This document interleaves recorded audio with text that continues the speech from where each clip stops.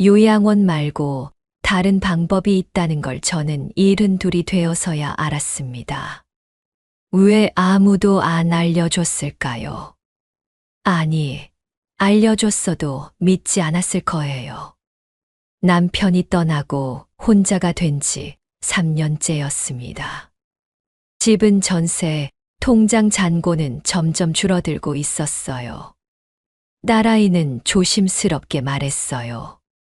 혼자 계시면 안 될 것 같다고요. 저는 그 말이 무슨 뜻인지 알았습니다. 그러다 우연히 듣게 된 이야기가 있었어요. 월세 5만 원짜리 집이 있다고요. 요양원 아니고 혼자 살 수 있는 새로운 주거지라고요. 처음엔 사기인 줄 알았습니다. 그런 게 세상에 어딨어요. 알고 보니 진짜 있었어요.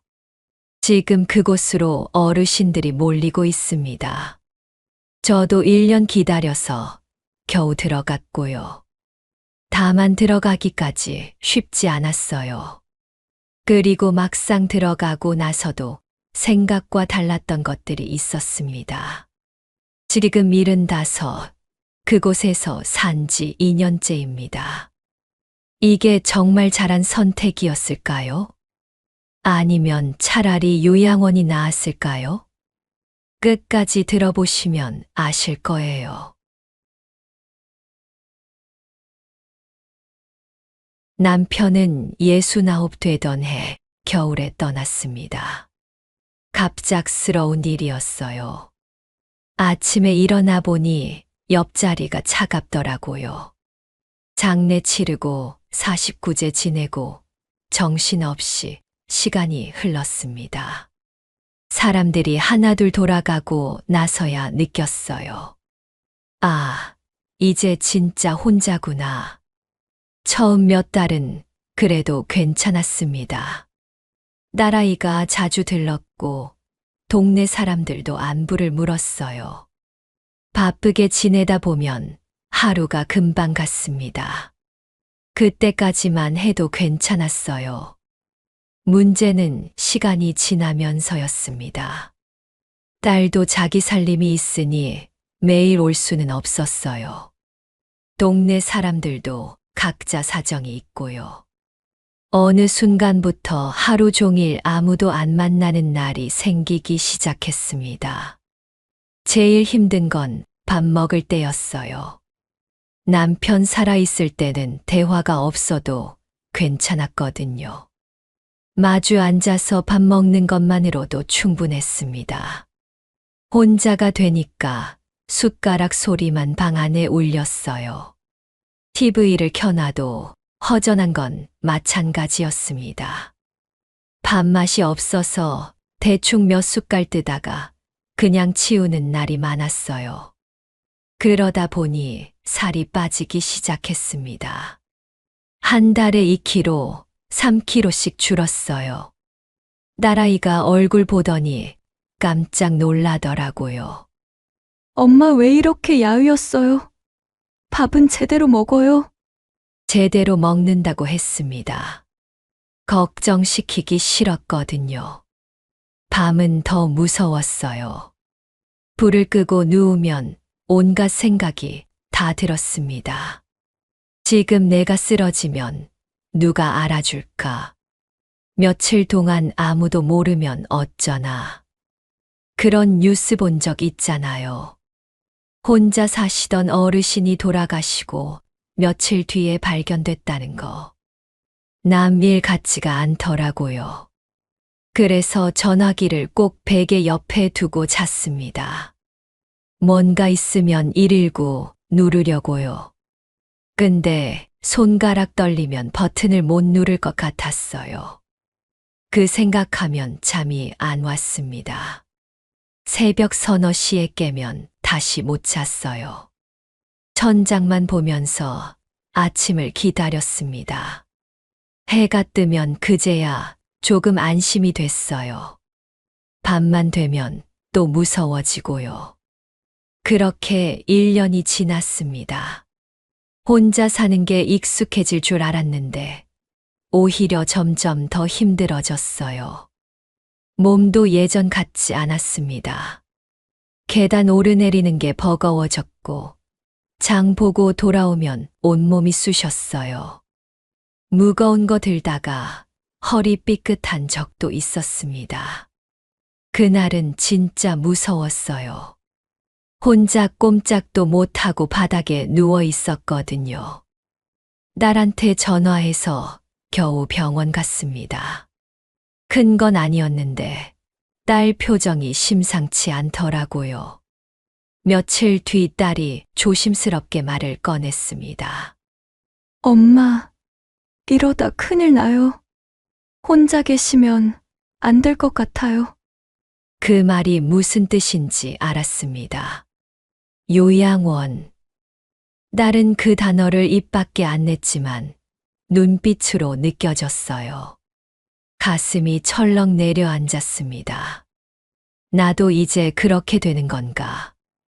내 발로 걸어 다니는데 벌써 요양원인가? 아무 말도 못했어요. 그냥 괜찮다고, 아직은 혼자 할 수 있다고만 했습니다. 딸이 돌아가고 나서 한참을 멍하니 앉아 있었어요. 창밖이 어두워지는 걸 보면서 생각했습니다. 앞으로 어떻게 살아야 하나? 요양원밖에 답이 없는 건가?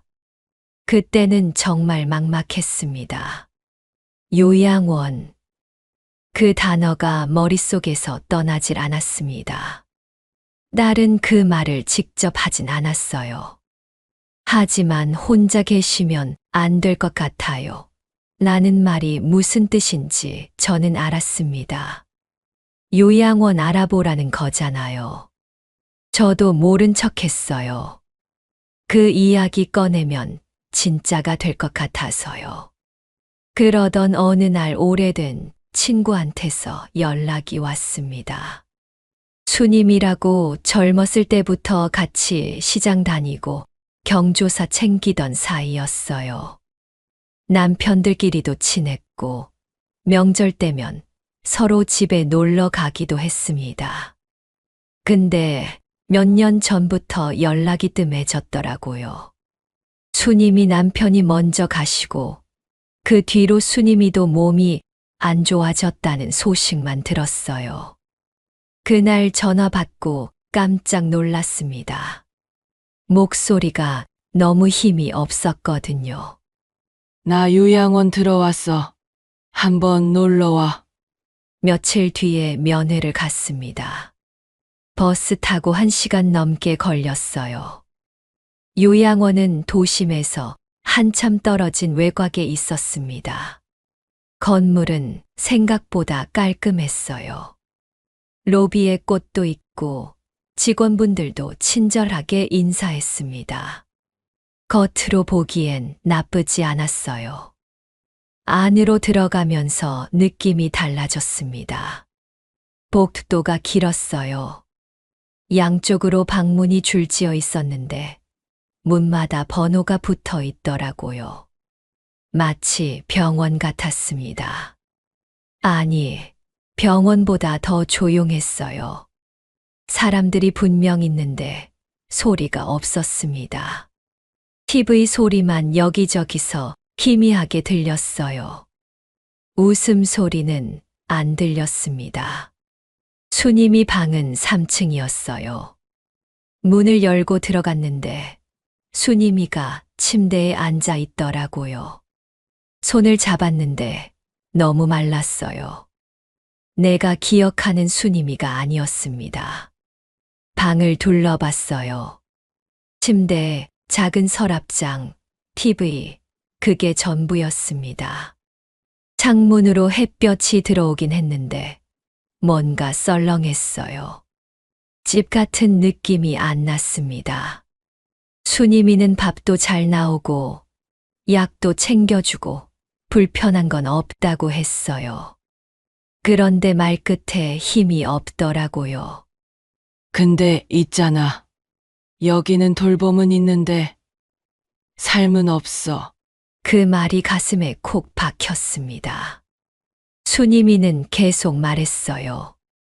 아침에 눈 뜨면 밥 먹고, 약 먹고, TV 보고, 점심 먹고, 낮잠 자고, 저녁 먹고, 또 TV 보고, 자고고. 매일 똑같다고요. 오늘이 무슨 요일인지도 모르겠다고요. 다들 자기 방에만 있고, 밥 먹을 때 잠깐 보는데, 인사만 하고 끝이래요. 깊은 얘기 할 사람이 없다고요. 가족들은 한 달에 한 번 올까 말까. 손주들은 여기 오는 거 싫어한대요. 수님이 눈이 촉촉해지더라고요. 저도 눈물이 났어요.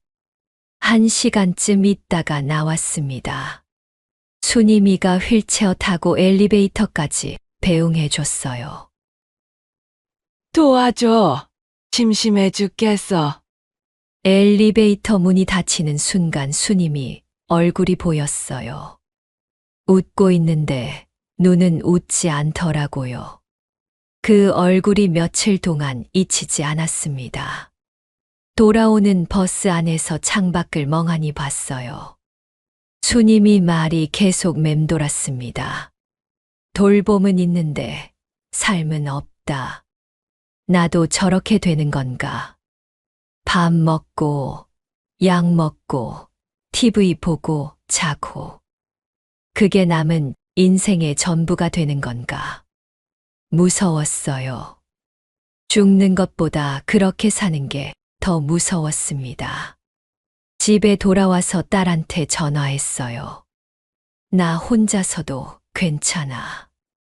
걱정 마. 딸이 뜸을 들이더니 물었습니다. 엄마, 갑자기 왜 그래요? 그냥 오늘 수님이 면회 갔다 왔거든. 나는 그렇게 안 살 거야. 전화 끊고 나서 생각했습니다. 그렇게 안 살 거라고 했는데 사실 방법이 없었어요. 혼자 살기는 점점 힘들어지고 요양원은 싫고 그날 밤도 잠이 안 왔어요. 수님이 얼굴이 자꾸 떠올랐습니다. 휠체어에 앉아서 엘리베이터 문 닫히는 거 보던 그 표정. 나는 저렇게 안 될 거야. 아니, 저렇게 되면 안 돼. 그렇게 다짐했지만 막상 방법이 없었습니다. 솔직히 포기하고 싶었습니다. 그냥 딸 말대로 할까. 어차피 나이 들면 다 그렇게 되는 거 아닌가. 그런 생각이 들 때쯤이었어요. 우연히 듣게 된 이야기가 있었습니다. 그 이야기를 들은 건 정말 우연이었어요. 동네 경로당에 오랜만에 나갔습니다. 집에만 있으니까 답답하기도 하고 사람 얼굴이 보고 싶기도 했거든요. 경로당에는 아는 얼굴들이 몇 분 계셨어요. 다들 반갑게 맞아주셨습니다. 오랜만이네. 어디 아팠어? 살 빠졌네. 이런저런 안부를 나눴어요. 그러다 한쪽에서 이야기 소리가 들렸습니다. 월세가 5만 원이래. 요양원 아니고 각자 방이 따로 있대. 혼자 생활하는 건데 외롭지 않대. 귀가 번쩍 뜨이더라고요. 5만 원이요? 제가 잘못 들은 줄 알았어요. 슬쩍 다가가서 물어봤습니다. 그게 뭐냐고, 어디서 들었냐고. 고령자 복지주택이라는 거래요. 나라에서 운영하는 어르신 전용 임대주택이라고. 동생이 작년에 들어갔는데 좋다더라고요. 처음엔 믿기지 않았어요. 솔직히 사기 아닌가 싶었습니다. 요즘 어르신들 노리는 사기가 얼마나 많은데요. 집에 돌아와서 딸한테 전화했어요. 나 오늘 경로당에서 이런 얘기 들었는데 이런 거 진짜 있어. 딸이 알아보겠다고 했습니다. 며칠 뒤 딸이 찾아왔어요. 핸드폰으로 뭘 보여주더라고요. 진짜 있었어요. 사진도 있었습니다. 작은 원룸 구조인데 깔끔했어요. 화장실에 안전 손잡이가 있고 비상벨도 설치되어 있었습니다. 이게 바로 그거구나. 요양원 아니고 혼자 살 수 있는 새로운 주거지. 딸이 신청 조건도 알아봤대요. 나이도 되고 조건도 맞을 것 같다고. 서류 준비하면 도와주겠다고 했어요. 가슴이 두근거렸습니다. 이런 게 있었는데 왜 몰랐을까? 며칠 뒤 딸이랑 같이 주민센터 갔어요. 서류 떼고 신청서 작성하고 딸이 옆에서 도와줘서 어렵지 않았습니다. 접수증 받았을 때 손이 떨렸어요. 이게 되면 내 인생이 달라질 수도 있겠구나. 오랜만에 희망이 생겼습니다. 그때까지만 해도 괜찮았어요. 신청만 하면 금방 들어갈 줄 알았거든요. 생각처럼 쉽지 않았어요. 신청하고 나서 연락이 올 줄 알았어요. 일주일, 열흘, 보름. 아무 소식이 없었습니다. 딸한테 물어봤어요. 원래 이렇게 오래 걸리는 거냐고. 딸이 다시 알아보더니 말해줬습니다. 인기 있는 지역은 대기가 길대요. 짧으면 6개월, 길면 2년도 기다린대요. 2년이요? 순간 막막해졌습니다. 2년이면 74이에요. 그때까지 내가 버틸 수 있을까? 몸은 점점 안 좋아지는데, 그래도 기다리기로 했어요. 다른 방법이 없었으니까요. 한 달이 지났습니다. 연락이 없었어요. 2달이 지났습니다. 여전히 없었어요. 석 달째 되던 날, 딸한테 전화가 왔어요. 목소리가 조심스럽더라고요. 서류에 문제가 있대요. 소득 증명 서류가 하나 빠졌다고. 다시 제출해야 한대요. 가슴이 철렁했습니다. 분명히 다 챙겼다고 생각했거든요. 딸이랑 같이 확인도 했었는데, 알고 보니 건강보험료 납부 확인서 기간이 잘못됐대요. 최근 6개월치가 필요한데 3개월치만 뗐던 거예요. 다시 주민센터 가서 서류 떼고 또 제출하고. 번거롭기도 했지만 그보다 불안했어요. 혹시 이것 때문에 순서가 밀리는 건 아닌지. 딸한테 물어봤어요. 이러면 더 늦어지는 거 아니야? 딸이 괜찮을 거라고 했지만 눈빛이 불안해 보이더라고요. 저도 괜찮다고 했어요. 서로 괜찮다고 하면서 속으로는 조마조마했습니다. 그렇게 또 2달이 지났어요. 5달째. 여전히 연락이 없었습니다. 기다리는 게 이렇게 힘든 줄 몰랐어요. 매일 아침 눈 뜨면 핸드폰부터 봤어요. 혹시 모르는 번호로 전화 온 거 없나? 문자 온 거 없나? 아무것도 없으면 한숨이 나왔습니다. 오늘도 아니구나. 내일은 올까?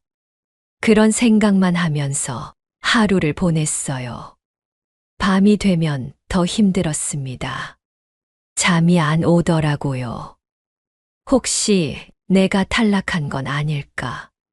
서류 문제 때문에 안 되는 건 아닐까? 연락이 안 오는 게 거절이라는 뜻 아닐까? 별별 생각이 다 들었어요. 중간에 포기하고 싶은 적도 있었습니다. 이렇게까지 해야 하나 싶었어요. 차라리 그냥 지금 집에서 버틸까? 어차피 안 될 거 괜히 기대만 했나. 그런 생각이 들 때마다 수님이 얼굴이 떠올랐어요. 휠체어에 앉아서 엘리베이터 문 닫히는 거 보던 그 표정. 돌봄은 있는데 삶은 없다. 그 말이 다시 떠올랐습니다. 포기하면 나도 결국 거기 가게 되겠구나. 이를 악물었어요. 조금만 더 기다려보자. 안 되면 그때 생각하자. 1년이 지났습니다. 어느 날 아침이었어요. 핸드폰이 울렸습니다. 전화 끊고 나서 한참을 멍하니 앉아 있었어요. 됐구나. 진짜 됐구나. 눈물이 나더라고요. 기다린 보람이 있었습니다.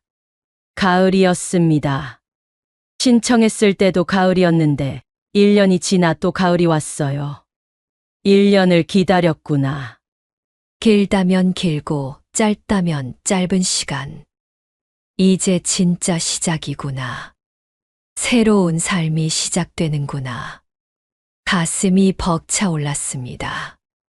입주 준비를 시작했어요. 짐을 정리하고 필요한 것들을 챙기고 딸이 와서 도와줬습니다. 이삿짐이 생각보다 많지 않더라고요. 평생 모은 게 이것뿐인가 싶기도 했어요. 하지만 괜찮았습니다.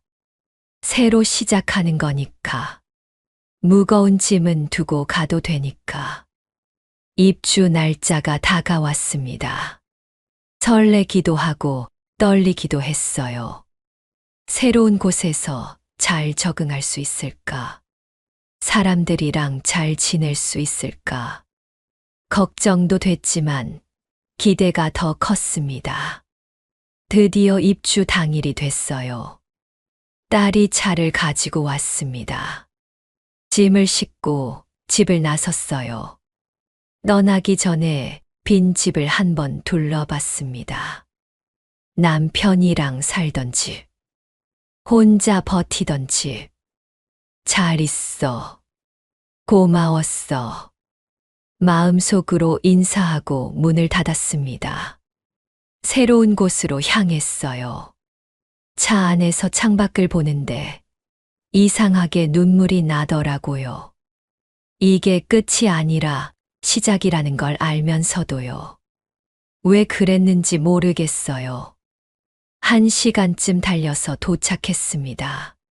건물 앞에 섰을 때 가슴이 두근거렸어요. 드디어 왔구나. 여기가 내 새 집이구나. 입주 첫날.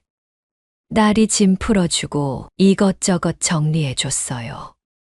방은 작지만 깔끔했습니다. 화장실에 안전 손잡이도 있고 비상벨도 있었어요. 딸이 돌아갈 때쯤 됐습니다. 저녁 먹고 가라고 했어요. 근데 딸이 미안한 표정을 짓더라고요. 오늘은 가봐야 할 것 같다고. 다음에 천천히 오겠다고. 현관문이 닫히고 나서 혼자 방에 앉았어요. 갑자기 조용해지더라고요. 새 집인데 낯설었습니다. 천장도 낯설고 벽도 낯설고 냄새도 낯설었어요. 창밖을 봤습니다. 주변에 아무것도 없더라고요. 건물 몇 개, 나무 몇 그루. 도심에서 한참 떨어진 외곽이었어요. 버스 정류장까지 걸어서 15분. 병원 가려면 버스 타고 40분. 생각보다 멀었습니다. 첫날 밤 잠이 안 왔어요. 오히려 집에 있을 때보다 더 외롭더라고요. 여기 와서 뭐가 달라진 걸까? 혼자인 건 마찬가지잖아. 그런 생각이 들었습니다. 다음 날 아침 공동식당에 내려갔어요. 어르신들이 이미 앉아 계시더라고요. 근데 다들 서로 아는 사이 같았어요. 웃으면서 얘기하고 반찬도 나눠 먹고 저만 겉도는 느낌이었습니다. 어디 앉아야 할지 모르겠더라고요. 빈자리 찾아서 조용히 앉았어요. 밥 먹는데 아무도 말 안 걸어줬습니다. 숟가락 소리만 들렸어요. 집에서 혼자 밥 먹을 때랑 뭐가 다르지? 사람들 사이에 있는데 더 외로웠어요. 며칠이 지나도 마찬가지였습니다. 다들 이미 그룹이 있더라고요. 새로 온 사람한테 관심이 없었어요. 아니, 관심이 없는 게 아니라 경계하는 것 같기도 했어요. 쟤는 누구야? 어디서 왔어? 그런 눈빛이 느껴졌습니다. 프로그램에도 나가봤어요. 체조 시간, 노래 교실. 근데 거기도 마찬가지였어요. 이미 친한 사람들끼리 뭉쳐 있었습니다. 저는 구석에 서서 따라만 했어요. 일주일쯤 지났을 때 딸한테 전화했어요. 명절에 와서 자고 가라고.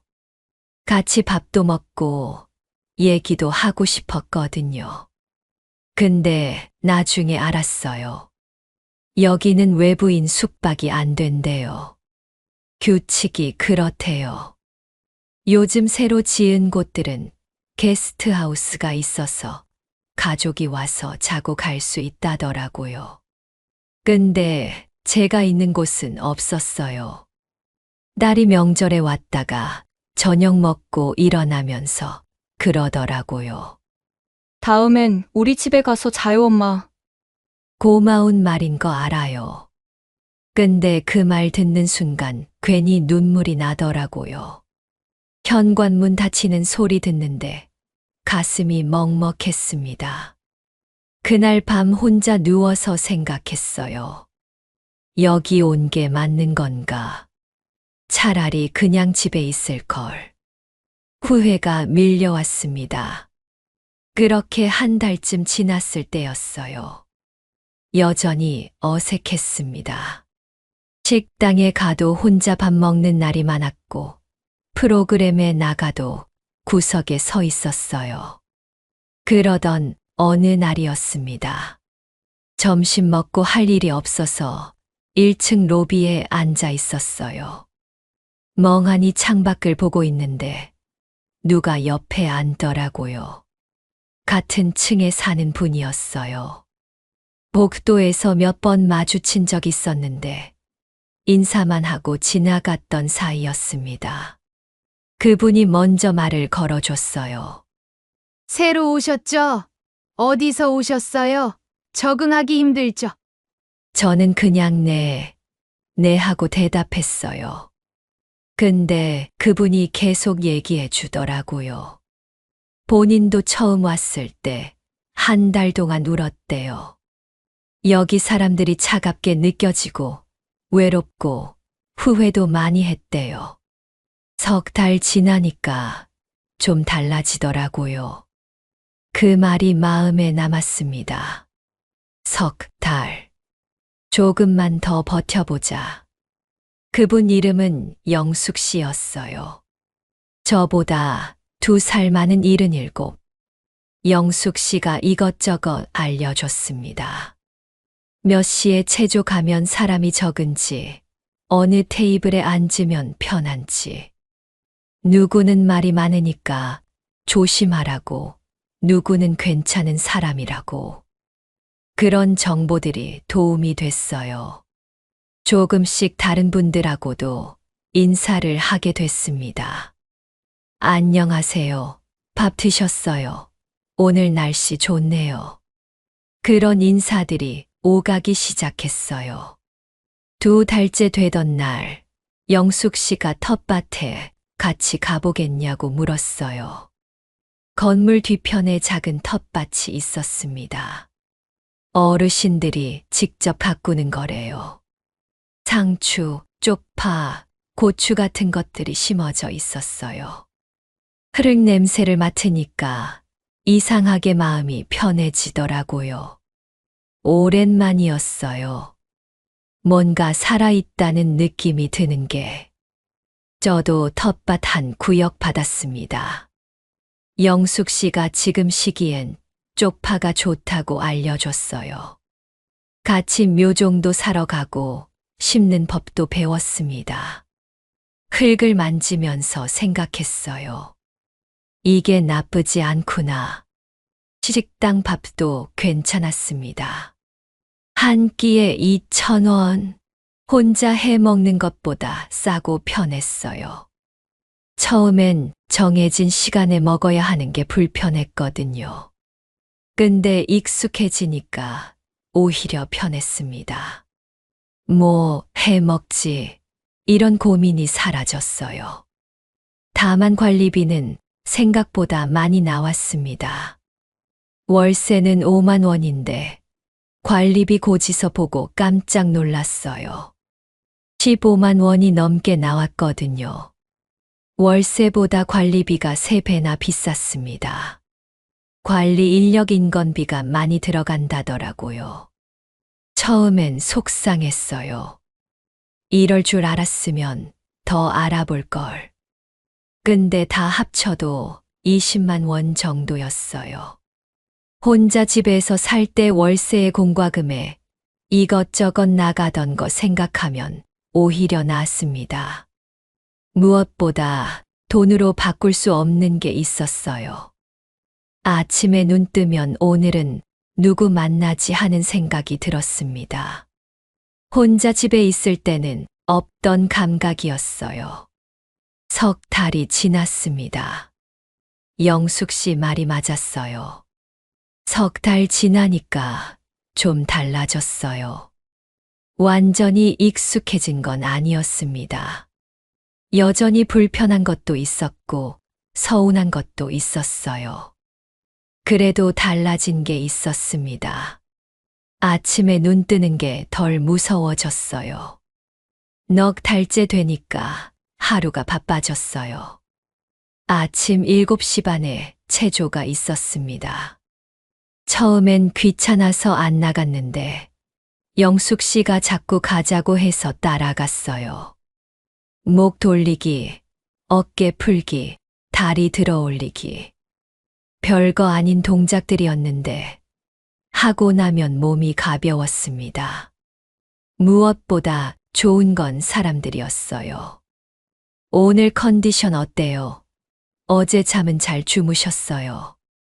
그런 안부 인사를 주고받으며 하루를 시작하니까 기분이 달랐습니다. 체조 끝나면 건강관리실에 갔어요. 혈압 재고, 혈당 체크하고, 간호사 선생님이 상주하고 계셔서 궁금한 것도 물어볼 수 있었습니다. 혼자 집에 있을 때는 혈압 잴 생각도 안 했거든요. 여기선 자연스럽게 건강관리를 하게 됐어요. 수요일에는 노래 교실이 있었습니다. 고향의 봄, 그리운 금강산. 어릴 때부터 부르던 노래들을 다 같이 부르면 가슴이 뜨거워졌어요. 금요일에는 영화 상영회도 했습니다. 문화실 불 끄고 벽에 영화 틀어주는 건데 어린 시절 동네 극장 생각이 났어요. 슬픈 장면에서는 훌쩍거리는 소리가 들리고 웃긴 장면에서는 다 같이 웃고 영화 끝나면 자연스럽게 감상을 나눴습니다. 옛날 생각이 많이 나네. 주인공이 우리 딸 닮았어. 그런 이야기들을 들으면서 각자의 인생을 엿볼 수 있었어요. 텃밭 일도 재미가 붙었습니다.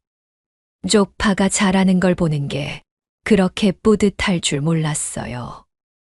영숙 씨랑 같이 수확해서 나눠 먹기도 했습니다.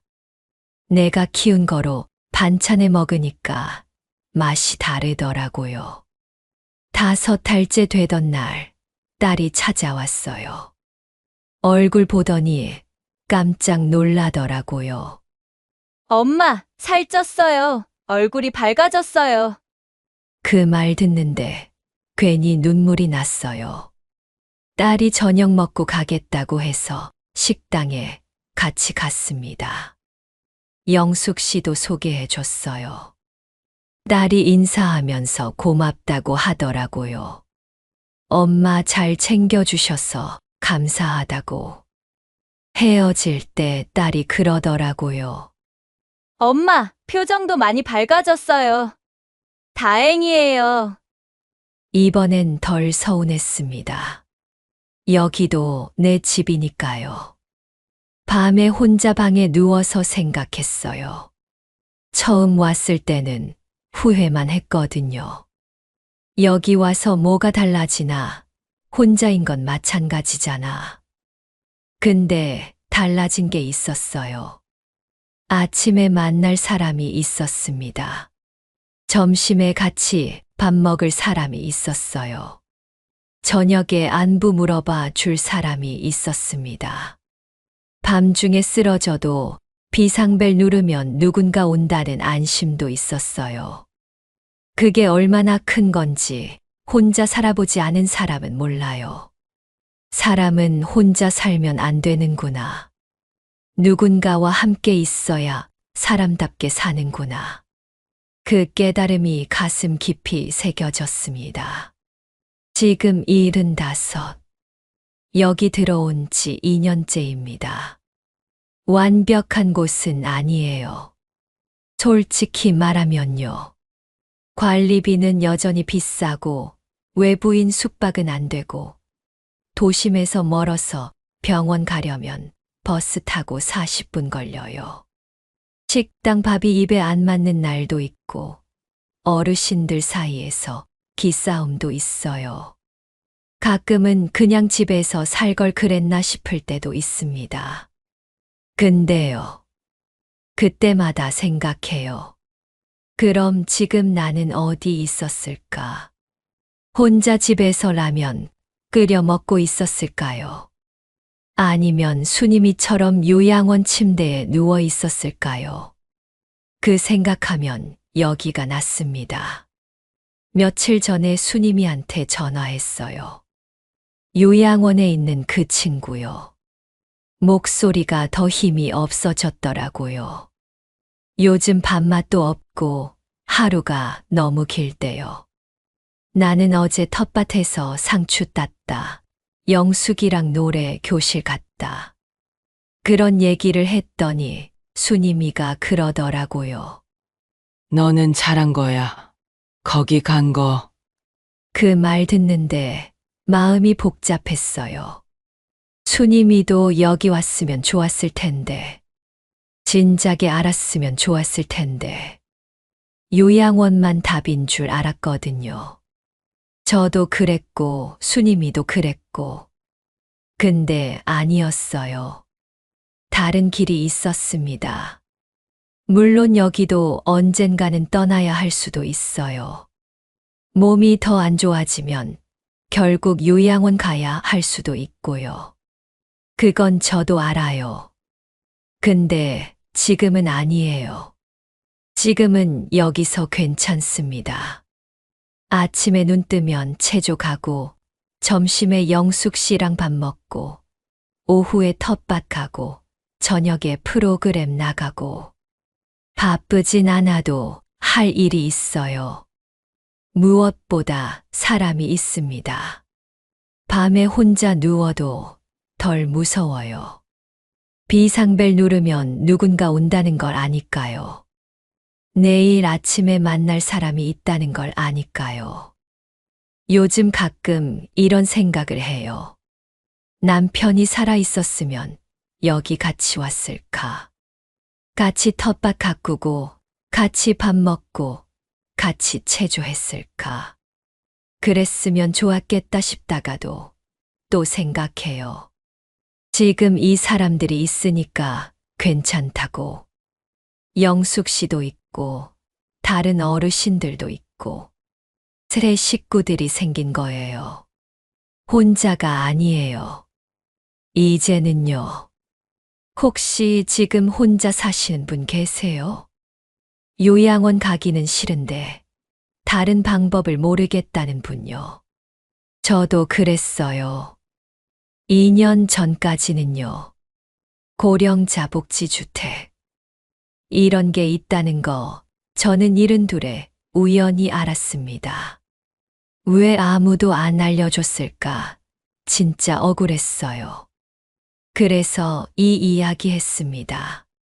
저처럼 모르고 지나가는 분 없으셨으면 해서요. 혹시 주변에 혼자 사시는 어르신 계시면 이 영상 보여주세요. 요양원만 답이 아니라는 거 알려주세요. 도움이 되셨다면 구독이랑 좋아요 한 번씩만 눌러주세요.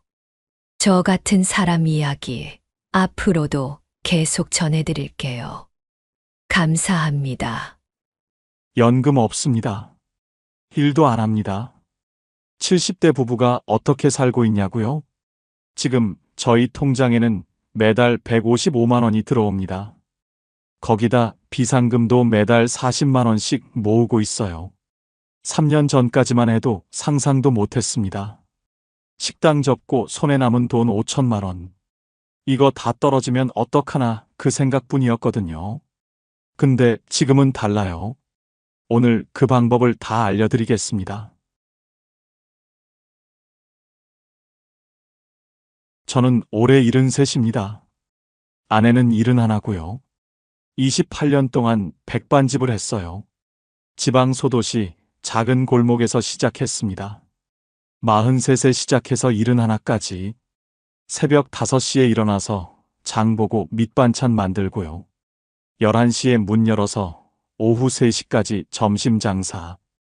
저녁에 설거지하고 정리하면 밤 9시였습니다. 하루도 안 빠지고 그렇게 살았어요. 처음엔 장사가 잘 됐습니다. 근처에 공장이 많았거든요. 점심시간 되면 줄 서서 먹었어요.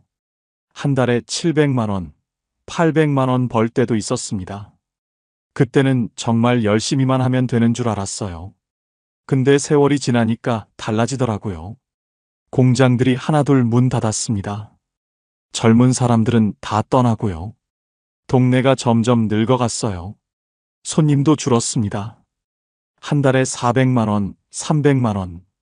나중엔 150만 원 벌기도 힘들었어요. 그래도 버텼습니다. 여기서 접으면 갈 데가 없으니까요. 근데 몸이 안 따라주더라고요.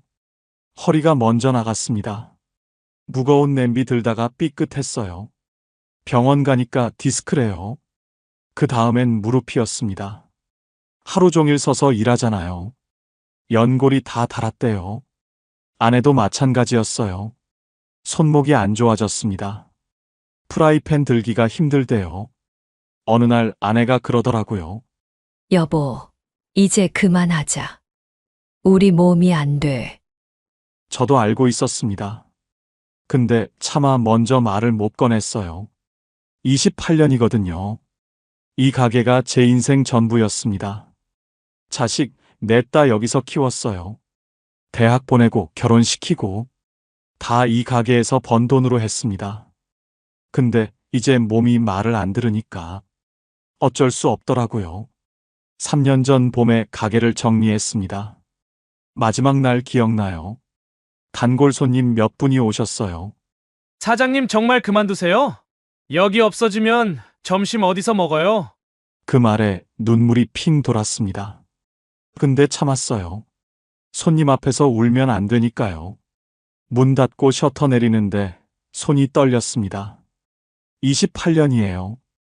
이 자리에서 28년을 버텼는데 아내가 옆에 있었어요. 아무 말도 안 하더라고요. 저도 아무 말 못했습니다. 집에 와서 정리를 했어요. 가게 보증금 빼고요. 밀린 거 정리하고 장비 팔고 손에 남은 돈이 5천만 원이었습니다. 28년 장사했는데 5천이에요. 가슴이 먹먹했습니다. 그동안 번 돈은 다 어디 갔을까요? 자식들한테 갔습니다. 넷 다 대학 보냈어요. 결혼자금도 보태줬고요. 집 살 때도 도와줬습니다. 후회는 안 해요. 부모니까 당연히 해야 할 일이라고 생각했거든요. 근데 그러다 보니 돈이 안 모이더라고요. 벌면 버는 대로 나갔습니다. 국민연금도 제대로 못 넣었어요. 자영업자는 본인이 다 내야 하잖아요. 장사 안 될 때는 그 돈이 아까웠습니다. 이번 달만 넘기자. 다음 달에 내지 뭐. 그러다가 결국 납부 기간이 10년도 안 됐어요. 그래서 연금이 안 나옵니다. 기초연금만 받아요. 부부 합쳐서 54만 원. 이게 전부입니다. 그날 밤에 계산기를 두드렸어요. 5천만 원. 한 달에 100만 원씩 쓰면 4년 정도. 50만 원씩 아끼면 8년. 근데 54만 원 들어오고 100만 원 나가면 매달 46만 원씩 까먹는 거잖아요. 그럼 5천만 원이 9년이면 바닥이에요. 80대 초반에 돈이 떨어지는 겁니다. 그 이후는 생각하기 싫었습니다. 근데 안 할 수가 없었어요. 아내한테 말했습니다. 5천이면 얼마나 버틸 수 있을까? 아내가 한숨을 쉬더라고요. 아껴야지. 어떻게? 그날 밤 잠이 안 왔습니다. 천장만 보면서 생각했어요. 28년 일했는데, 새벽부터 밤까지 뼈 빠지게 일했는데, 손에 남은 게 5천이라니, 그리고 그 5천도 언젠간 바닥날 거라니, 막막했습니다. 앞이 안 보이더라고요. 그때는 정말 몰랐어요. 방법이 있다는 걸, 집 안 팔아도 되고, 일 안 해도 되는 방법이 있다는 걸. 가게 정리하고 첫 달이 지났습니다. 이상하더라고요. 28년 동안 새벽에 일어났거든요. 근데 이제 알람이 없어요. 눈은 떠지는데 갈 데가 없습니다. 그냥 누워있는 거예요. 아내도 마찬가지였어요. 평생 같이 가게 나갔으니까요. 이제 둘 다 할 일이 없는 겁니다. 처음 며칠은 좋았어요. 드디어 쉬는구나. 이제 좀 살겠다. 그렇게 생각했거든요. 근데 일주일 지나니까 불안해지더라고요. 돈이 나가기 시작했습니다. 관리비 10만 원, 전기세 5만 원, 가스비 8만 원, 수도세 3만 원, 통신비 7만 원. 이것만 해도 33만 원이에요. 거기다 건강보험료 나가죠. 실손보험도 내야 하죠. 보험료만 해도 35만 원 가까이 됩니다. 밥은 먹어야 하잖아요. 둘이서 아무리 아껴도 40만 원은 들어요. 다 합치면 108만 원이 넘더라고요. 기초연금이 54만 원 들어옵니다. 108만 원 나가고 54만 원 들어오면 매달 54만 원씩 까먹는 거예요. 5천만 원 있으면 오래 버틸 줄 알았습니다. 근데 계산해 보니까 8년도 안 돼요. 8년이면 저는 81하고 아내는 79이에요. 그때 돈이 바닥나면 어떡해요? 그 생각을 하니까 밤에 잠이 안 왔습니다. 아내한테는 티 안 내려고 했어요. 걱정시키기 싫었거든요. 근데 아내도 눈치를 챘나 봐요. 어느 날 저녁에 그러더라고요. 여보, 요즘 왜 그래요? 밤에 한숨만 쉬고. 아내 앞에서는 괜찮은 척 했는데 다 들렸나 봅니다. 솔직하게 말했어요. 돈 생각하면 잠이 안 온다고. 이 속도면 10년도 못 버틴다고. 아내가 한참 아무 말 없더니 그러더라고요. 우리 일 나가야 하는 거 아니에요? 일? 저도 생각 안 해본 건 아니에요. 근데 뭘 해요? 평생 식당밖에 안 했는데. 그리고 몸이 안 돼요. 허리 디스크에 무릎 연골도 달았는데. 누가 70 넘은 사람을 써요? 노인 일자리 사업이라는 게 있다고 들었어요. 공원 청소하고 교통 봉사하는 거. 한 달에 29만 원 준다고요. 29만 원이요. 없는 것보다는 낫죠. 근데 솔직히 그것도 자신이 없었어요. 3시간 서서 빗자루질 하는 거거든요. 허리가 버틸 수 있을까? 아내 무릎은요? 계단 오르내리기도 힘든데. 결국 일 얘기는 흐지부지 됐습니다. 그 다음에 든 생각이 집이었어요. 우리 집은 작아거든요. 30년 전에 샀어요. 그때 대출받고 빚내서 겨우 마련한 집입니다. 작은 아파트예요. 24평짜리. 지금 시세가 2억 5천 정도 된다고 하더라고요. 이걸 팔면 2억이 넘게 생기잖아요. 그 돈이면 한참 버틸 수 있어요. 그래서 아내한테 조심스럽게 꺼냈습니다. 집 팔까? 작은 전세로 옮기면 돈이 좀 생기잖아. 아내가 저를 쳐다봤어요. 한참 아무 말 없더니 고개를 숙이더라고요. 30년이에요. 애들 넷 다 여기서 컸어요. 결혼할 때까지 여기서 살았고, 명절마다 다 모였던 집이에요. 아내한테는 더 그랬을 거예요. 살림 다 여기서 했으니까요. 구석구석 손때가 묻은 집이거든요. 그날 밤 아내가 그러더라고요. 여보, 조금만 더 생각해봐요. 집 파는 건 진짜 마지막에 하자. 저도 그러고 싶었어요. 근데 달리 방법이 없잖아요. 기초연금 54만 원으로 어떻게 살아요? 일은 못하겠고, 돈은 계속 빠지고, 며칠을 그렇게 끙끙 앓았습니다. 그러다 오랜 친구한테 연락이 왔어요. 밥이나 먹자고요. 친구 이름은 박종구예요. 저랑 동갑이에요. 종구도 장사했어요. 철물점을 했거든요. 저보다 2년 먼저 접었습니다. 젊었을 때부터 알던 사이예요. 옆 골목에서 장사했거든요. 저는 백반집, 종구는 철물점. 점심때 서로 밥 먹으러 오가고 그랬습니다. 장사 접고 나서도 가끔 만났어요. 소주 한잔 하면서 이런저런 얘기하는 사이예요. 오랜만에 연락이 왔습니다. 밥이나 먹자고요. 동네 국밥집에서 만났어요. 순대국 시켜놓고 이런저런 얘기를 했습니다. 종구가 제 얼굴을 보더니 그러더라고요. 야, 너 얼굴이 왜 그래? 무슨 일 있어? 숨기지 않았어요. 어차피 종구한테는 다 털어놓는 사이니까요. 돈 걱정에 잠이 안 와.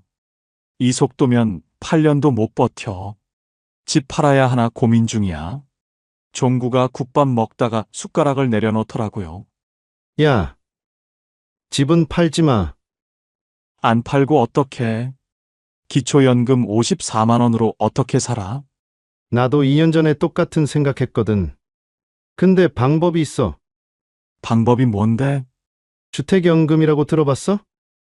주택연금. 처음 듣는 말이었어요. 그게 뭔데? 집 안 팔고 그냥 살면서 매달 돈 받는 거야. 처음엔 무슨 말인지 이해가 안 됐어요. 집을 안 파는데 어떻게 돈이 나와? 국가에서 하는 거야. 집을 담보로 맡기는 건데 담보 맡겨도 계속 거기서 살 수 있어. 이사 안 가도 돼. 대신 매달 연금처럼 돈이 나와. 죽을 때까지. 너무 좋은 얘기였어요. 세상에 그런 게 어디 있습니까? 그거 나중에 집 뺏기는 거 아니야? 이자 엄청 붙고. 그런 거 없어. 집에서 절대 안 쫓겨나. 부부들 다 죽을 때까지 거기서 살 수 있어. 종군의 집도 우리랑 비슷해요. 20평대 아파트. 시세가 2억 정도예요. 너 그거 신청했어? 70살에 신청했어. 지금 2년째 받고 있어. 얼마나 나오는데? 80만 원 가까이 나와. 80만 원이요. 기초연금이 부부 합쳐서 54만 원인데. 그거보다 많이 받는 거예요. 진짜? 80만 원이나? 집값 높을수록 많이 받고 나이 많을수록 많이 받아. 니네 집 2억 5천이라며? 나보다 더 받을 거야. 가슴이 두근거리기 시작했습니다. 그럼 아내나 나 둘 중 하나 먼저 죽으면 어떻게 돼? 금액 안 줄어. 남은 사람이 죽을 때까지 그대로 받아. 진짜야? 야, 나도 처음엔 안 믿었어. 근데 2년째 받고 있잖아. 진짜야. 집에 오는 길에 머릿속이 복잡했어요. 진짜일까? 종구가 잘못 알고 있는 건 아닐까? 집에 와서 큰아들한테 전화했습니다. 아들아, 아버지 좀 도와줘라. 왜요, 아버지? 무슨 일이에요? 주택연금이라는 게 있다는데 좀 알아봐 줄 수 있겠니? 주택연금이요? 알겠어요. 제가 알아보고 연락드릴게요. 저녁에 아들한테 전화가 왔어요. 아버지, 알아봤어요. 그래, 뭐래? 진짜 있는 거예요. 한국주택금융공사라는 데서예요. 우리 집값이랑 아버지 나이로 계산해봤거든요. 얼마나 나온대? 월 85만 원이요. 85만 원이요. 매달 85만 원이 들어온다고요. 아버지, 이거 괜찮은 것 같아요. 집에서 계속 사시면서 돈 받는 거예요. 나중에 두 분 다 돌아가시면 그때 집으로 정산하는 거고요. 자식들한테 빚 남기는 거 아니야? 아니요. 받은 돈이 집값보다 많아도 자식들한테 청구 안 한대요. 국가에서 보증하는 거라 걱정 안 하셔도 돼요. 전화 끊고 아내한테 말했습니다. 여보, 집 안 팔아도 될 것 같아. 무슨 소리예요? 주택연금이라는 게 있대. 집 안 팔고 여기서 살면서 매달 85만 원씩 받을 수 있대. 85만 원이요? 기초연금 54만 원에 85만 원 더하면 139만 원이야. 아내가 한참 아무 말 없더니 다시 물었어요. 정말 집 안 팔아도 돼요? 응, 안 팔아도 돼. 여기서 계속 살 수 있어. 아내 눈에 눈물이 고이더라고요. 다행이다. 정말 다행이다. 저도 목이 메었습니다. 30년 산 집이거든요. 팔아야 한다고 생각하니까 얼마나 마음이 아팠는지 몰라요. 근데 안 팔아도 되는 거예요. 오히려 돈까지 받으면서 살 수 있는 거예요. 그날 밤은 오랜만에 푹 잤습니다. 주택연금 신청하러 은행에 갔습니다. 아들이 같이 가자고 했어요. 서류 챙기는 것도 복잡하고 어르신들끼리 가면 헷갈릴 수 있다고요. 고마웠습니다. 요즘 애들이 바쁜 거 아니까 미안하기도 했고요. 은행에 도착해서 번호표 뽑고 기다렸어요. 한참 있다가 상담 창구로 불렸습니다. 젊은 여자 직원이었어요. 이름표에 김지은이라고 적혀 있더라고요. 어르신, 주택연금 상담 오셨죠? 서류 확인부터 할게요. 아들이 서류 챙겨온 거 내밀었습니다. 직원이 하나하나 확인하더라고요. 네. 서류는 다 됐고요. 집값 2억 5천, 연세가 73세시니까 월 지급금은 85만 원 정도 나오세요. 아들이 알아본 거랑 똑같았어요. 진짜였습니다. 신청 서류 작성하는데 시간이 좀 걸렸어요. 이것저것 서명하고 다 끝나고 나니까 직원이 물었습니다. 어르신, 혹시 현금 여유자금 있으세요? 뜬금없는 질문이었어요. 왜 그러냐고 했더니 직원이 설명해 줬습니다. 65세 이상이시면 비과세종합저축 가입하실 수 있거든요. 혹시 알고 계세요? 비과세 종합저축. 이것도 처음 듣는 말이었어요. 그게 뭔데요?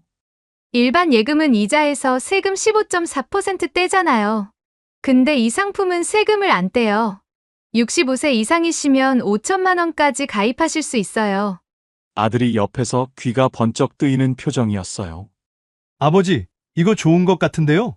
직원이 계속 설명했습니다. 지금 금리가 연 4% 정도 되거든요. 5천만 원 넣으시면 1년에 이자가 200만 원이에요. 일반 예금이면 여기서 세금 30만 원 넘게 떼가요. 근데 이 예금은 안 떼요. 200만 원 그대로 받으시는 거예요. 머릿속으로 계산해 봤습니다. 200만 원 나누기 12개월. 한 달에 16만 원 정도예요.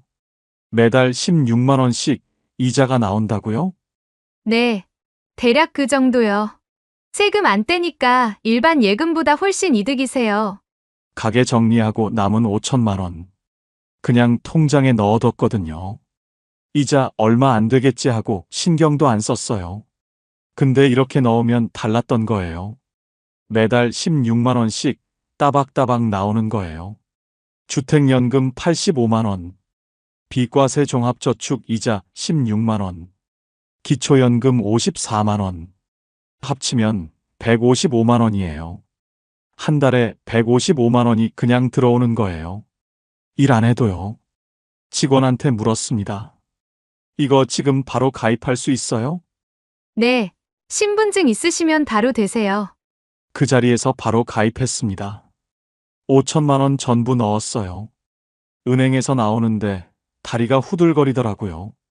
긴장이 풀려서 그런 건지, 기뻐서 그런 건지, 아들이 제 팔을 잡아줬어요. 아버지, 잘 되셨네요. 그러게. 이런 게 있는지도 몰랐어. 저도 몰랐어요. 오늘 같이 오길 잘했네요. 집에 와서 아내한테 다 얘기해 줬습니다. 주택연금 신청한 거, 비과세 종합저축 가입한 거, 앞으로 매달 155만 원 들어오는 거. 아내가 믿기지 않는다는 표정이었어요. 진짜 155만 원이나 들어와요? 응. 주택연금 85만 원, 이자 16만 원, 기초연금 54만 원.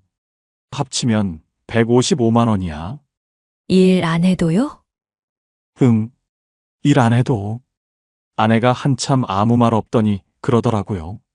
이제 좀 살겠다. 저도 같은 마음이었습니다.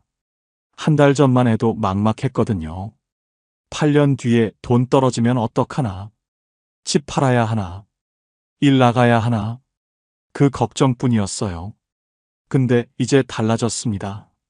매달 155만 원이 들어와요. 통장에서 빠지기만 하던 돈이 들어오기 시작한 거예요. 이게 현금 흐름이구나. 그때 처음 알았습니다. 주택연금 첫 입금일이 왔습니다. 아침에 일어나서 통장을 확인했어요. 85만 원이 찍혀 있더라고요. 진짜였습니다. 종구 말이 맞았어요. 아들이 알아본 것도 맞았고요. 은행 직원이 설명해 준 것도 다 맞았어요. 그동안은 통장에서 빠지기만 했거든요. 관리비 빠지고, 보험료 빠지고, 생활비 빠지고, 한 달에 한 번씩 잔고 확인할 때마다 숫자가 줄어 있었어요. 그거 볼 때마다 가슴이 답답했습니다. 근데 이제 달라졌어요. 들어오는 돈이 생긴 거예요. 매달 1일에 주택연금 85만 원, 매달 25일에 기초연금 54만 원, 3개월에 한 번 비과세 종합저축 이자. 이자는 3개월치 합쳐서 들어오는데요. 한 달로 나누면 16만 원 정도예요. 다 합치면 155만 원입니다. 155만 원이요. 일 안 하고 매달 155만 원이 들어오는 거예요. 처음에는 믿기지가 않았어요. 통장 찍힐 때마다 확인했습니다. 진짜 들어왔나? 금액이 맞나? 매번 맞더라고요. 첫 달이 지나고, 두 번째 달이 지나고, 세 번째 달이 지나니까 실감이 나기 시작했어요. 아, 이게 진짜구나. 매달 이렇게 들어오는구나. 앞으로도 계속 들어오는구나. 가게 할 때 생각이 났습니다. 그때도 매달 돈이 들어왔거든요. 손님한테 받은 돈이요. 근데 그건 일을 해야 들어오는 돈이었어요. 새벽 5시에 일어나서 장 봐야 들어오는 돈. 하루 종일 서서 일해야 들어오는 돈. 허리 아파도, 무릎 아파도 쉬지 못하고 일해야 들어오는 돈. 28년 동안 그렇게 살았어요. 하루라도 안 나가면 그날은 돈이 없었거든요. 지금은 달라요. 일 안 해도 들어와요. 집에서 쉬어도 들어와요. 아파서 누워 있어도 들어와요. 매달 1일이 되면 85만 원이 찍혀요. 제가 뭘 하든 안 하든 상관없이요. 이게 현금 흐름이구나. 그때 확실히 깨달았습니다. 돈이 얼마 있느냐가 중요한 게 아니었어요. 매달 얼마가 들어오느냐가 중요한 거였어요. 5천만 원 그냥 통장에 넣어두고 쓰기만 했으면요. 한 달에 50만 원씩 쓰면 8년, 100만 원씩 쓰면 4년. 그러면 바닥나는 거예요. 바닥나면 끝이에요. 그 다음에는 방법이 없어요. 근데 현금 흐름으로 바꾸니까 달라졌어요. 5천만 원은 그대로 있고, 거기서 이자만 나오는 거예요. 원금은 안 건드리는 거예요. 주택연금도 마찬가지예요. 집 안 팔았잖아요. 집은 그대로 있고, 거기서 연금이 나오는 거예요. 집도 그대로, 돈도 그대로. 근데 매달 155만 원이 들어와요. 이게 얼마나 큰 차이인지 몰라요. 빠지기만 하던 돈이 들어오기 시작하니까요. 마음이 편해지더라고요. 예전에는 돈 쓸 때마다 불안했거든요. 마트에서 장볼 때도 계산했어요. 이거 사면 얼마 남지? 이것까지 사면 이번 달 빠듯하겠다. 외식 한 번 하는 것도 고민했어요. 10,000원짜리 국밥 하나 먹는 것도 아까웠어요. 이러다 돈 떨어지면 어떡하나. 그 생각이 머리에서 안 떠났거든요. 지금은 달라요. 155만 원 안에서 쓰면 되니까요. 그 안에서만 쓰면 원금은 안 줄어요. 오히려 남는 달도 있어요. 아끼면 20만 원, 30만 원 남을 때도 있거든요. 그럼 그건 따로 모아둬요. 비상금으로요. 병원비 갑자기 나갈 수도 있잖아요. 집 수리해야 할 수도 있고요. 경조사 겹칠 수도 있고요. 그럴 때 쓰려고 모아두는 거예요. 아내한테 말했어요. 여보, 이제 좀 숨통이 트이는 것 같아. 아내가 고개를 끄덕였어요. 그러게요. 이제 통장 볼 때 무섭지 않아요. 맞는 말이었어요. 예전에는 통장 보기가 무서웠거든요. 또 얼마나 줄었나? 이번 달은 얼마나 빠졌나? 그 생각에 열기가 싫었어요. 한 달에 한 번만 봤어요. 그것도 눈 질끈 감고 봤습니다. 지금은 달라요. 통장 보는 게 무섭지 않아요. 오히려 기다려져요. 1일 되면 들어왔겠지. 25일 되면 또 들어오겠지. 이게 현금 흐름의 힘이었습니다. 주택연금 신청할 때 큰아들이 도와줬잖아요. 그때 아들한테 다 얘기했어요. 그동안 얼마나 힘들었는지, 돈 걱정에 잠이 안 왔다는 것, 집 팔아야 하나 고민했다는 것, 숨기고 싶었는데 어쩔 수 없었어요. 서류 준비하려면 통장 내역도 보여줘야 하고, 집값도 확인해야 하고, 다 까발려지더라고요. 아들이 통장 잔고 보고 한참 아무 말 없었어요. 뭔 생각을 했는지 모르겠어요.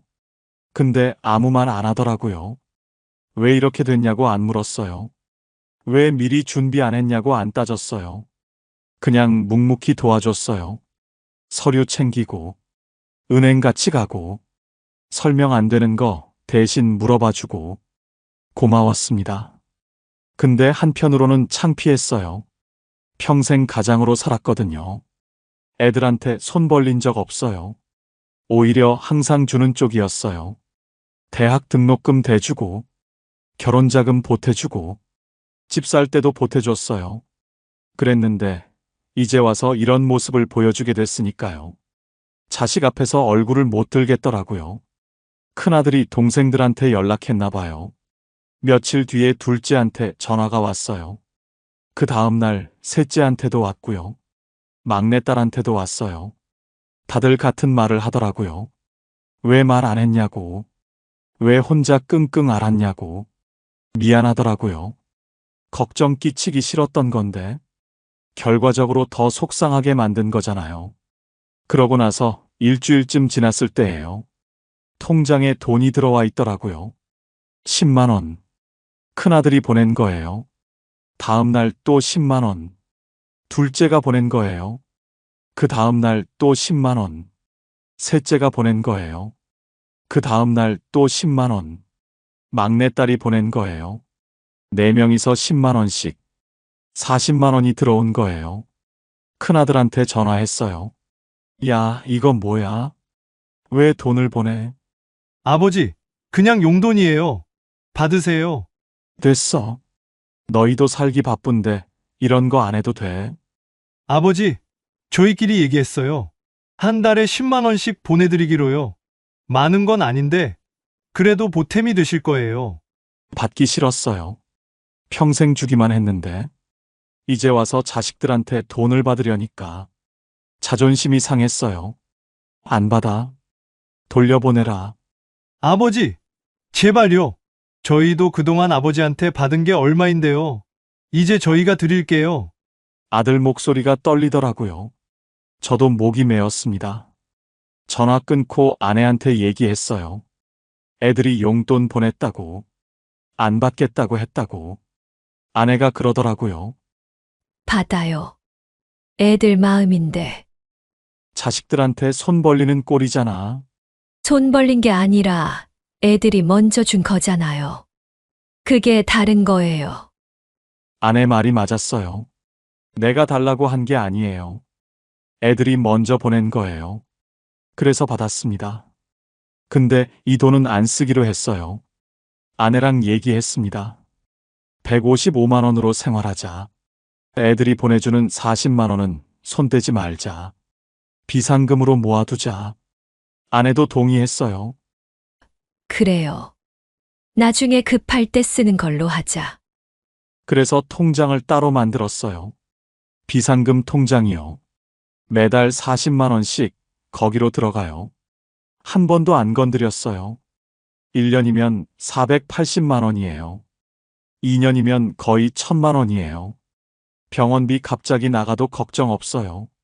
큰 수리비 나가도 감당할 수 있어요. 그게 있으니까 마음이 놓여요. 뭔가 있다는 게 얼마나 큰 힘인지 몰라요. 예전에는 갑자기 돈 나갈까봐 무서웠거든요. 병원비 나가면 어떡하나? 보일러 고장나면 어떡하나? 그 걱정이 항상 있었어요. 지금은 달라요. 비상금이 있으니까요. 급한 일 생겨도 거기서 쓰면 되니까요. 애들한테 고마워요. 형편이 넉넉하지 않은 거 아는데. 그래도 매달 10만 원씩 보내주니까요. 큰아들은 애들 학원비 내랴, 대출 갚으랴 바쁘고요. 둘째는 사업이 쉽지 않고, 셋째도 맞벌이 하면서 애 키우느라 힘들고, 막내딸은 시댁 살림하면서 살고 있어요. 다들 여유 있는 형편이 아니거든요. 그런데도 10만 원씩 보내주는 거예요. 가끔 생각해요. 그동안 애들한테 해준 게 있으니까 이런 거겠지. 대학 보내고 결혼시키고 보태준 게 있으니까. 그때는 남는 게 없다고 생각했거든요. 다 애들한테 줘버려서 정작 내 노후는 준비 못했다고. 근데 지금 보니까요. 그게 남는 거였어요. 애들한테 준 게 돌아오는 거였어요. 물론 모든 집이 다 그런 건 아닐 거예요. 저희는 운이 좋은 편이에요. 155만 원이 매달 들어옵니다. 근데 155만 원 다 쓰면 남는 게 없잖아요. 아내랑 얘기했어요. 여보, 우리 130만 원 안에서 살아보자. 그럼 25만 원이 남잖아. 그럴 수 있을까요? 해보자. 애들 용돈 40만 원에 25만 원 더하면 65만 원이야. 1년이면 780만 원 모이는 거야. 아내가 고개를 끄덕였습니다. 그때부터 지출을 다시 정리했어요. 고정비부터 받습니다. 관리비 10만 원, 전기세 5만 원, 가스비 8만 원, 수도세 3만 원, 통신비 7만 원, 보험료 35만 원. 이것만 해도 68만 원이에요. 이건 줄일 수가 없습니다. 나가야 하는 돈이니까요. 130만 원에서 68만 원 빼면 62만 원 남잖아요. 이걸로 먹고 생활해야 하는 거예요. 식비를 제일 신경 썼습니다. 예전에는 먹고 싶은 거 샀거든요. 고기 먹고 싶으면 고기 사고, 과일 먹고 싶으면 과일 사고. 지금은 달라요. 장 보기 전에 뭐 살지 미리 정합니다. 메모해서 가요. 그거만 사고 와요. 할인하는 것 위주로 삽니다. 마트 전단지 보고 뭐가 싸게 나왔나 확인하거든요.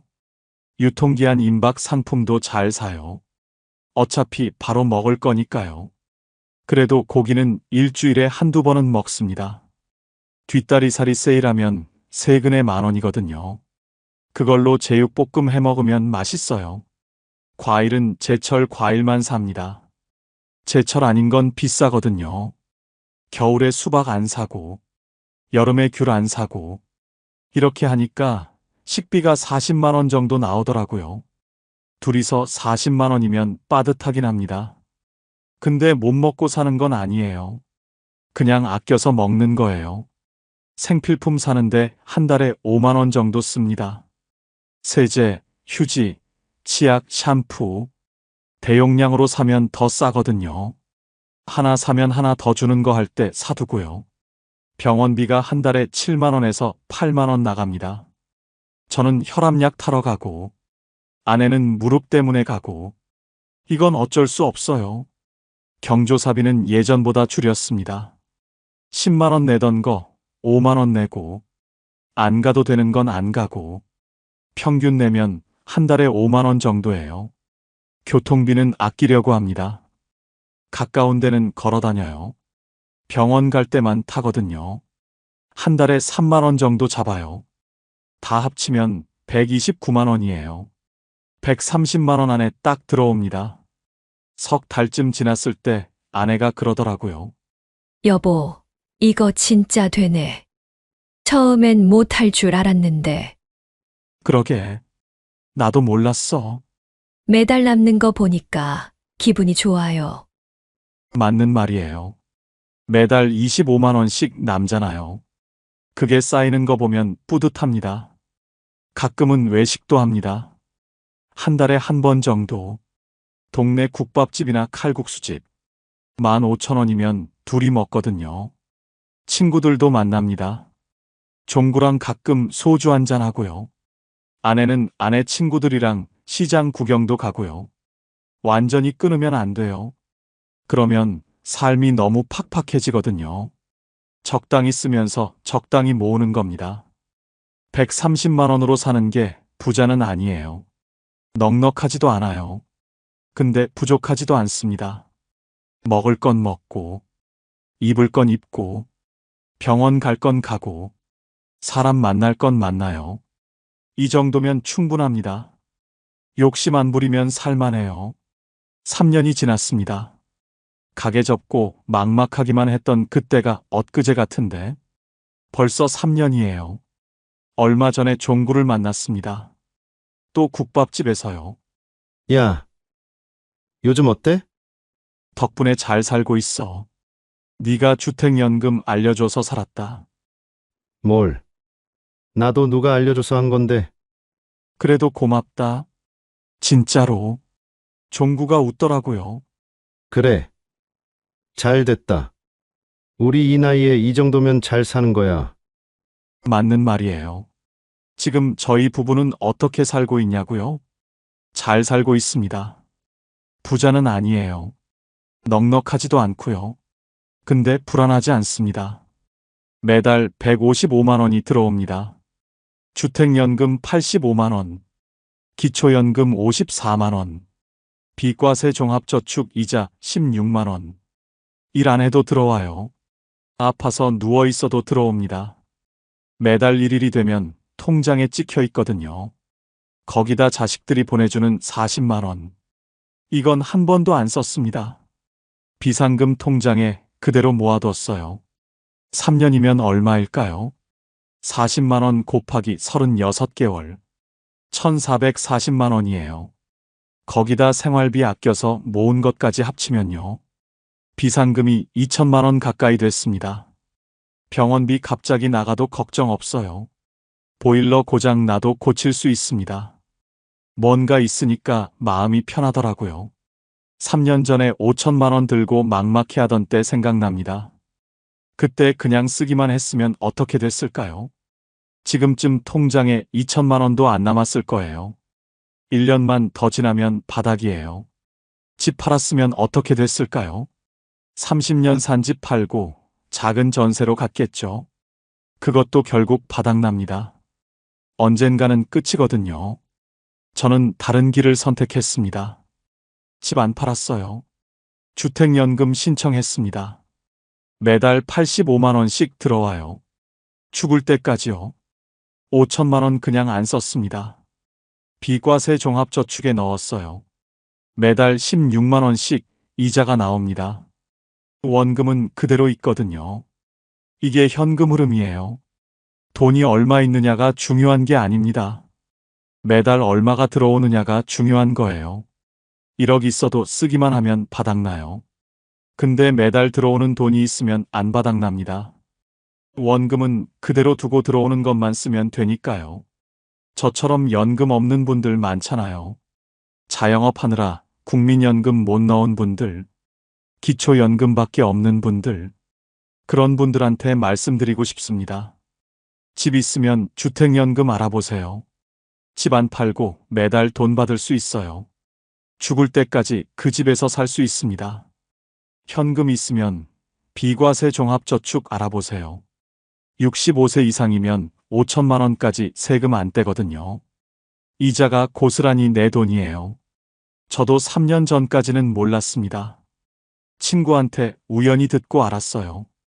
왜 이런 걸 아무도 안 알려줬을까? 그때 정말 억울했습니다. 그래서 이 얘기를 하는 거예요. 저처럼 모르는 분들이 있을까 봐요. 방법이 있습니다. 집 안 팔아도 돼요. 일 안 해도 됩니다. 현금 흐름을 만드세요. 매달 들어오는 돈을 만드세요. 그게 답이에요. 저는 지금 행복합니다. 부자는 아니에요.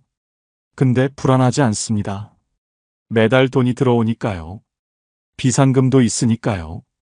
30년 산 집에서 계속 살 수 있으니까요. 이 정도면 충분해요. 오늘 이야기가 도움이 되셨으면 좋겠습니다. 비슷한 상황에 계신 분들께 이 영상 공유해 주셔도 좋고요.